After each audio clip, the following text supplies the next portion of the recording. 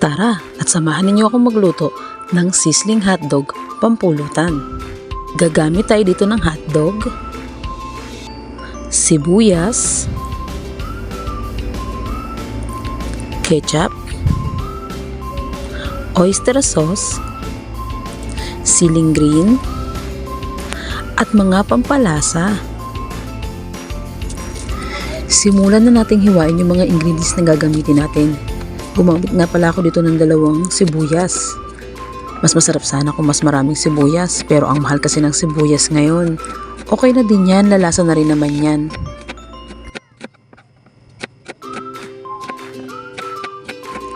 Set aside natin pagkatapos natin hiwain. Isunod naman natin yung 2 sili. Nasa inyo yan kung gaano kaanghang ang gusto nyo. Pwede nyo dagdagan, pero sa akin kasi okay na tong 2. Pwede nyo rin siyang lagyan ng pulang sili kung gusto nyo ng mas maanghang.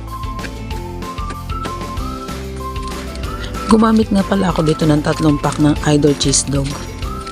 Para sa kaalaman nyo po, masarap po talaga tong Idol Cheese Dog eh. Ito kasi yung lagi namin ginagamit sa sopas, sa spaghetti at sa kung ano man pwede namin lutuin. I-slice lang po natin yan ng patagilid. Ayan po. Nasa inyo na yun kung gano'ng kadaming hotdog po yung gusto nyong ilagay. Sa akin kasi mas gusto namin yung marami para hindi mabitin. Ayan po, iset aside lang po natin yan. Simulan na po natin ang ating pagluluto. Magpainit po tayo ng mantika. Sunod naman po, ilagay natin yung sibuyas. Ayan, hantayin lang po natin yan hanggang sa mag golden brown.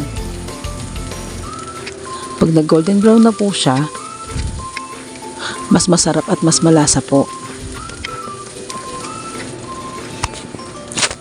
Ayan. Pag ganyan na po, pwede na po natin i-add yung hotdog.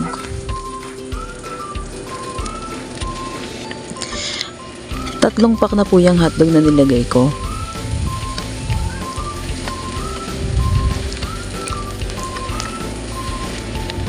Dagdagan po natin ng konting mantika para hindi po siya maging dry. Napakadali lang kasing gawin ng pulutan na to. Pwedeng sa mabilisan lang. Kasi yung ingredients niya makikita mo lang din naman kahit sa mga tindahan. Ayan, takpan muna natin. Ayan. Masarap na yung amoy niyan. Pwede mo nang timplahan. Luto na rin yung hotdog. Lagay tayo ng oyster. Yung paglalagay ng oyster, nasa iyo na yan kung gaano kadami. Kasi medyo matamis-tamis yan eh. Nasa iyo na yan kung gaano kadami yung gusto mong ilagay. Halu-haluin natin.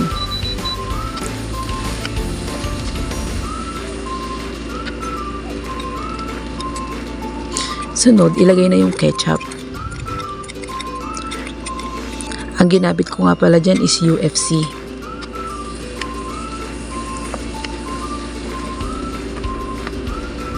Ayan, konti na lang.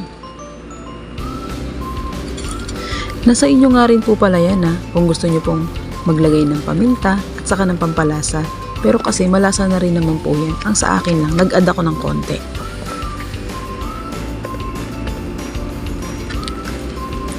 Sa huli ko pong nilalagay ang siling green kasi gusto ko medyo crunchy siya kapag kinain namin. Ayan. Luto na po ang ating sizzling hotdog.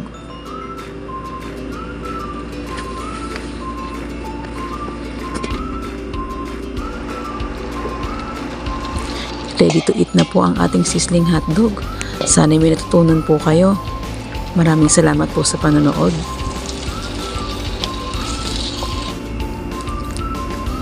Kain po tayo.